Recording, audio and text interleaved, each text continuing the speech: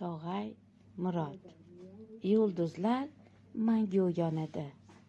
Qo'lingizdagi kitob O'zbekiston xalq yozuvchisi Abdulla Qodiriy nomidagi davlat mukofoti sovrindori Tog'ay Murodning ilk, ammo allaqachon xalqimizning ko'ngil mulkiga aylangan, hozirga qadar bir necha avlod kitobxonlari dillariga milliy g'urur, iftixor, oriyat tuyg'ularini singdirib, yoshlarimizning asosiy vatanparvarlik ruhida tarbiyalab kelayotgan go'zal badiiylikka oshno etajak Yulduzlar mangu yonadi qissasidan tashkil topdi.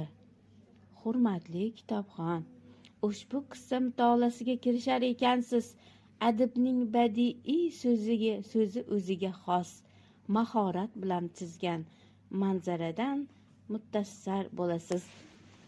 Polvonlarning mard tantiliklari, qahramonlar taqdiri sizni befarq qoldirmaydi. Hurmatli kitobxon, siz ham ushbu qissani o'qishingizni tavsiya etaman.